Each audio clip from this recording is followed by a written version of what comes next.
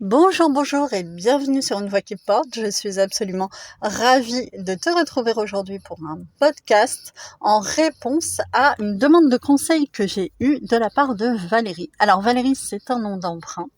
Valérie a fait un burn-out il y a à peu près 6 mois, un petit peu plus, et au même moment a cristallisé toute son anxiété, sa peur sur la conduite auto. Et suite à ce gros stress professionnel, elle m'écrit en me parlant d'un grand stress professionnel, eh bien, elle n'a plus été capable de conduire. Donc on voit bien que tout ce stress, toute cette anxiété s'est focalisée, cristallisée, ancrée sur la conduite automobile.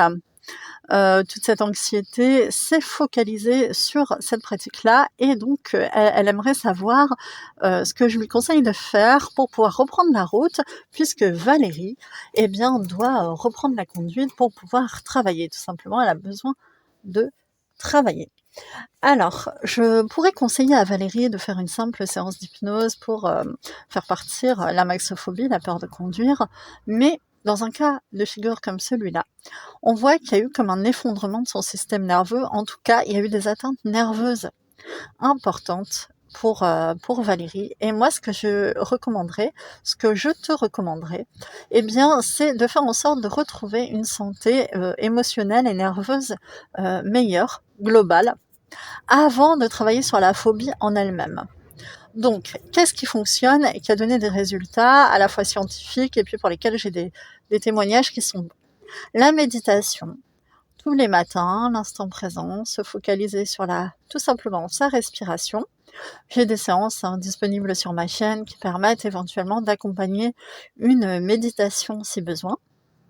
Donc je te recommande tous les matins de prendre un moment et vraiment te poser, méditer. On sait que ça a un impact extrêmement positif sur la santé nerveuse des gens, sur la sphère émotionnelle, voilà, donc, et sur l'équilibre général. Donc ça, c'est top. Je te recommanderais aussi de prendre grand soin de ton sommeil pour retrouver tes forces, restaurer tes forces. Donc bien te dépenser en journée pour être fatigué le soir. Bien te dépenser en journée, te coucher tôt, éviter les écrans et plutôt lire, bien sûr, et toutes les recommandations habituelles, comme éviter les excitants avant de se coucher, des choses comme ça. Bref, avoir une action ciblée sur ton sommeil et son amélioration.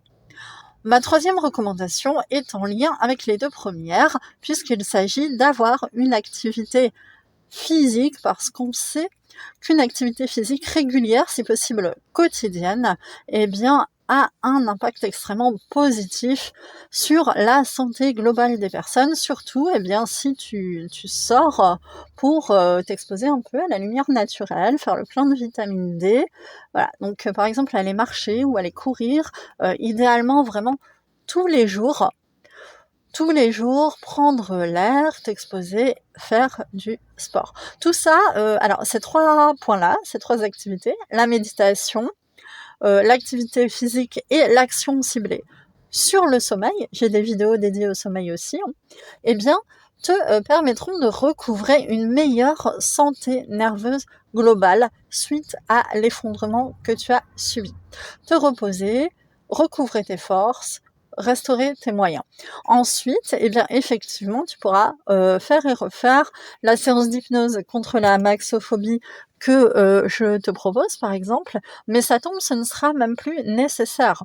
Après quelques jours ou quelques semaines à effectivement faire ce que je te recommande, eh bien, essaye de faire un petit tour en voiture et vois si ça se manifeste toujours. Ça tombe, tu n'en auras même plus besoin. Alors, si tu as quand même des anxiétés importantes, si tu es vraiment pas bien, n'oublie pas que le premier interlocuteur, c'est ton médecin traitant à qui tu dois en parler, qui sera susceptible éventuellement de prescrire des anxiolytiques, par exemple, des choses comme ça. Si tu en as besoin, là, c'est à lui d'en juger. Il y a aussi des psychologues qui peuvent agir sur ce type de choses. Quoi qu'il en soit, moi je suis pas médecin, je suis pas psychologue non plus, mais tu m'as quand même demandé mon avis, donc eh bien je te le donne parce qu'il y a quand même des éléments qui sont dans mon champ de compétences. En l'occurrence, une méditation quotidienne le matin, ça va te faire beaucoup de bien. De l'activité physique tous les jours, quitte à aller marcher 1 heure, avec si possible une bonne exposition à la lumière naturelle pour faire le plein de vitamine D. Et un travail de fond pour améliorer ton sommeil. Déjà, ça devrait aller beaucoup mieux. Ensuite, essaie de reprendre le volant, et si tu vois que c'est compliqué, tu peux toujours faire de l'hypnose ou de l'EFT de manière ciblée sur cette phobie-là, mais ça tombe, ça ne sera même plus nécessaire. J'espère que mes recommandations ont été claires. Je répète que je ne suis pas médecin et que ton premier interlocuteur en cas de problème important doit être ton médecin, bien sûr. Et je te dis, prends soin de toi, reviens vers nous pour nous raconter, nous expliquer si ça aura été efficace et si tu auras pu reprendre une activité professionnelle comme tu en avais besoin en suivant ces recommandations. Si tu as des questions, je suis là, toute la communauté est là. Je vous dis à tous bonne fin de journée, à très bientôt sur Une Voix qui porte et prenez soin de vous.